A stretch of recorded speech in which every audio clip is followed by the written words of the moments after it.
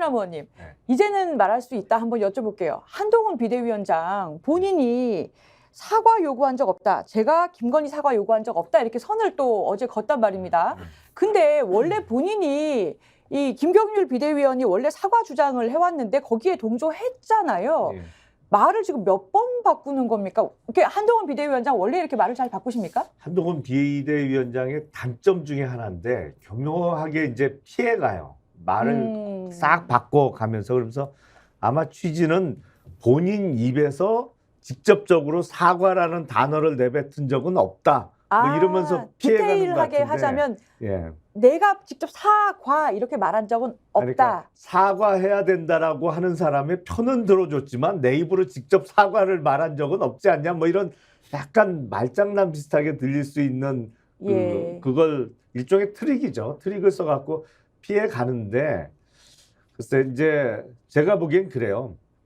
1라운드가 붙었잖아요. 윤석열 대통령하고 한동훈 1라운드라고 위원장하고. 보십니까? 저는 1라운드예요. 2라운드, 3라운드 있다고 보십니까? 남아있죠. 이게 해결 절대로 안 돼요. 근데 1라운드는 형식적으로 외부에 드러나는 것은 김건희 여사 관련한 명품백 관련해서 붙었어요. 근데 1라운드에서 뭐랄까요? 이게 복싱 게임을 하는데 제가 보기엔 한동훈 위원장이 팔꿈치로 한 대 쳤어요. 네. 룰을 약간 이게 정해진 룰을 벗어나서 심각한 손상을 한번 입혔어요. 예. 바로 뭐냐면 이관섭 비서실장이 나한테 사퇴 요구를 했다. 근데 내가 거절했다. 이거를 언론 앞에 공개해 버렸잖아요. 그 의미는 다들 아시겠습니다만 어저께 대통령실에서 저를 상대로 직권남용죄를 저질렀어요. 라고 국민 앞에 공개해버린 거예요. 그걸 모르실 분이 아닌데, 그죠? 그렇죠. 검사 출신. 알고 던진 거죠. 본인이 그 최순실하고 다 수사했지 않습니까? 했잖아요. 예. 그 직권남용죄라고 사실은 거의 사문화되다시피 한 형법의 조항을 확대 해석해서 대유행을 시킨 팀이 한동훈 차장과 윤석열 당시 서울중앙검사장입니다. 예. 직권남용죄가 대유행을 했어요. 그 법원에서 무죄도 많이 나왔습니다만. 아니, 그렇게 해석하면 굉장히 무서운 정말 그걸 던진 거네요. 아니, 그러니까 복싱 경기 하는 줄 알았더니 팔꿈치로 때린 거예요. 그러니까 1라운드는 완벽하게 한동훈 위원장이 이겼죠. 예. 그리고 서천에 있는 시장에도 한동훈 위원장의 일정이 언론에 공개되니까 윤석열 대통령이 뒤따라간 모양새밖에 안 됐잖아요. 그렇게 보시는군요. 대통령으로서는 완전히 체면이 완전히 구겨진 거예요. 그러다 보니까 1라운드는 완벽한 승리를 거뒀는데 여기서 숨고르기를 들어간 거죠. 한동훈 위원장이. 근데 결국에 여기서 끝나지 않는다는 걸 본인도 잘 알고 있거든요. 왜냐하면 결국에는 국민의힘이라는 정당을 윤석열 당으로 만들 거냐 아니면 공천권을 어쨌든 형식적으로 쥐고 있는 한동훈 당으로 만들 거냐를 놓고 두 사람은 대판 또 붙을 수밖에 없어요. 그러기 위해서 지금은 한 발짝 양보하고 숨고르기를 해야 되기 때문에 직접적으로 명품백이나 김건희 여사에 대한 언급 내지는 공격은 자제하고 있는 것이죠. 지금은 이제 2라운드를 위해서 체력을 비축하고 있는 단계인데 이게 웃기는 게 뭐냐면 국민들이 보시기에는 우스운 거예요. 꼴이.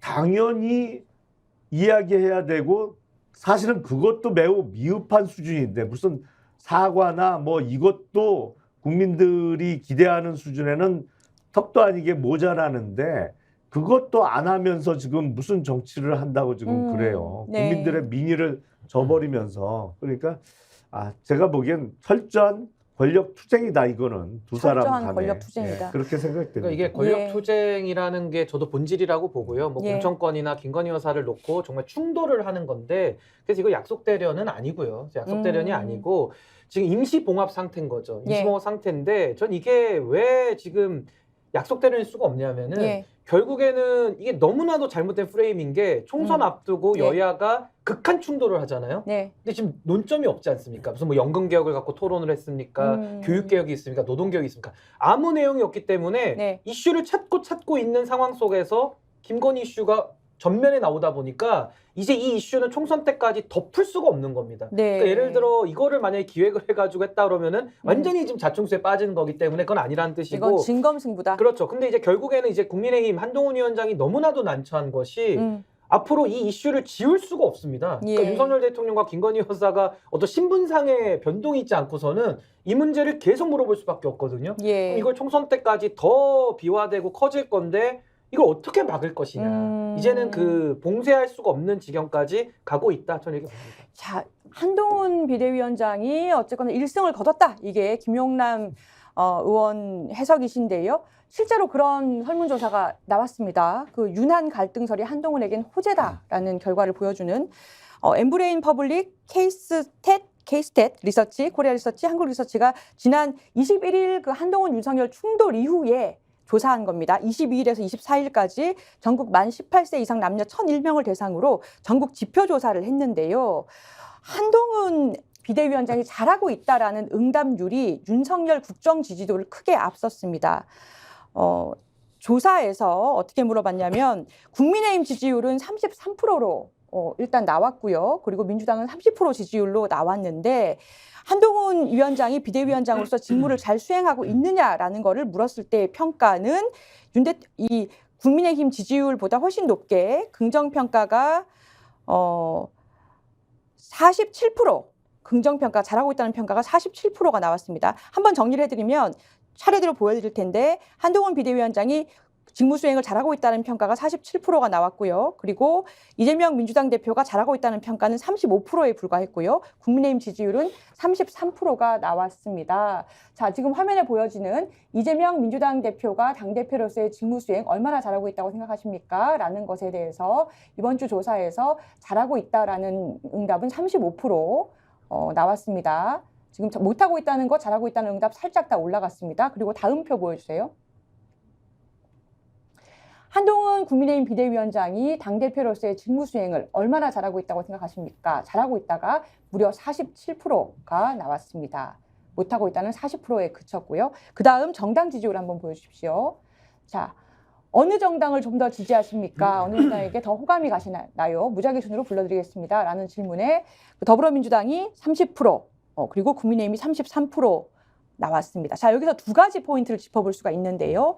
일단 한동훈 비대위원장에 대한 개인적인 긍정평가가 박스권에 있는 국민의힘 지지율도 앞섰고, 그리고 대통령의 국정수행평가, 긍정평가도 앞섰고, 라는 점입니다. 그리고 두 번째로 국민의힘 지지율이 2주 만에 역전해서 올라갔다는 거예요. 따라서 올라갔다는 겁니다.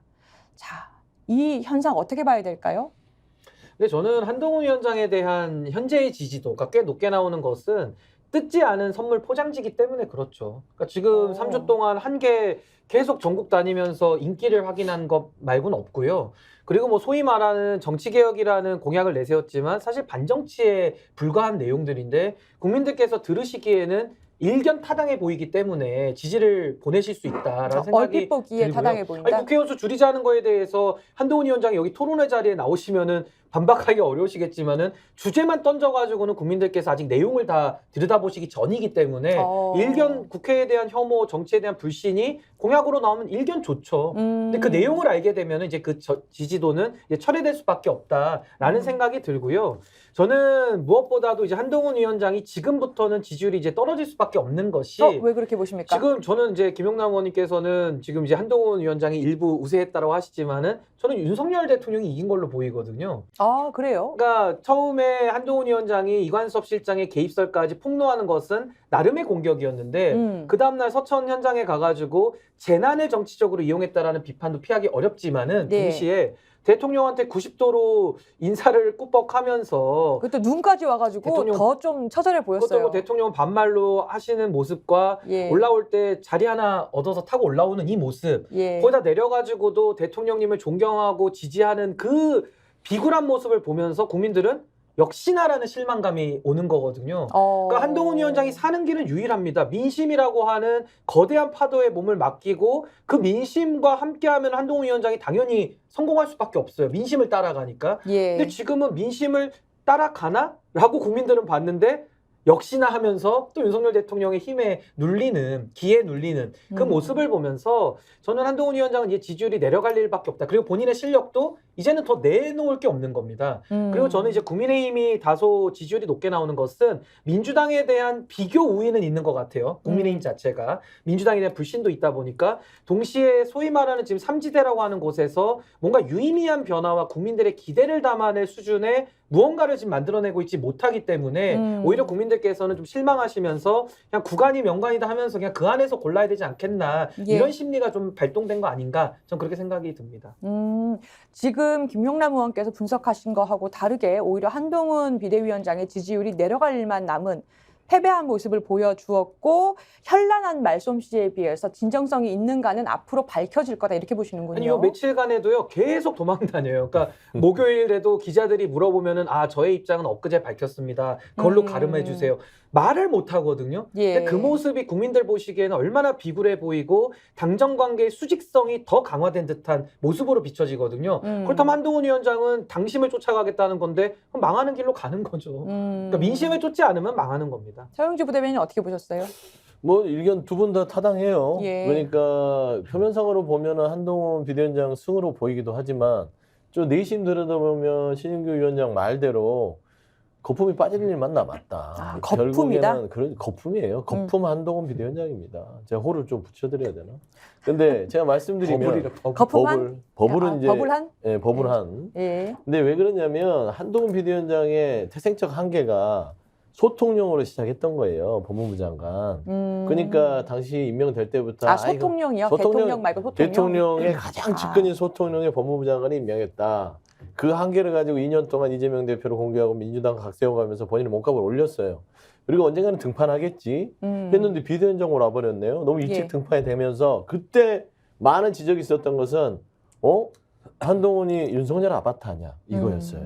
그러니까 아바타의 이미지를 벗지 못하면 한동훈 비대위원장은 절대적으로 정치인으로 성공할 수 없었다는 그런 한계점이 있었는데 본인은 그럴지 않을 것처럼 하다가 김건희 여사의 특검법, 쌍특검을 거부하는데 동조를 했죠. 예, 맞아요. 근데 거기에서부터 아바타 대가네 했는데 이번 명품백 사건을 보면서 그 다음에 사천 현장에 가서 폴더 인사 90도로 하고 나서 기차를 내리고 나서 존경한다는 말까지 이어지는 걸 보면서 그래 그냥 역시 너도 안 되는구나 국민들이 생각하는 거예요. 예. 처음에는 한동훈이라는 좀 나름대로 윤석열 대통령과 보면 꼴 자체가 다르잖아요. 좀 젊고 예. 나름대로 좀 핸섬하고 스마트하고 윤석열 대통령은 매번 먹방하고 뭐 좀 무능하고 오만하고 자꾸 뭘 드세요. 뭔가 그냥 들이대는 느낌, 자기 마음대로 하는 느낌이라서 그냥 표면상으로 보면 한동훈 비대위원장이 훨씬 더 매력적이에요. 저는 호감도 차이에서 지금 저는 이 지지도가 나온다고 보거든요. 그러니까 지금은 능력을 평가받을 만한 정도는 아니에요. 근데 지금 보면 한동훈 비대위원장은 더 나아질 건 없다고 봅니다. 승부를 보려고 했으면 벌써 봤죠. 왜냐? 지금 총선이요 코앞입니다. 70 며칠이면 지금 말하자면 김건희 여사의 명품백 사건, 특히 앞에 있어서 특검법은요, 그걸 받아서 던지면서 희소하면서 국민의힘이 총선 자체를 민생과 민주당을 공격하는 어떤 프레임으로 싸워야 되는데 이 프레임을 이제 지울 수가 없어요. 그러면 이번 총선은 김건희 명품백, 그러니까 김건희로 치를 수밖에 없는 상황에 처해버렸단 말입니다. 그러니까 이거는 철저히 어떤 전략적인 분석이 아니라 윤석열 대통령의 어떤 의중에서 벗어나지 못한 굴종적인 비대위원장을 해서 모습을 보여준 것이다. 그러니까 1승을 했다는 것은 그냥 본인의 최소한 살아남기 위한 몸부림이었어요. 여기서 내가 날아가면 죽는데 그래서 나는 여기에서 살아야겠어. 나는 몸부림에서 1승. 하지만 궁극적으로 그렇게 봐서는 한동훈, 정치인 한동훈으로서는 버블한으로서 가고 있다.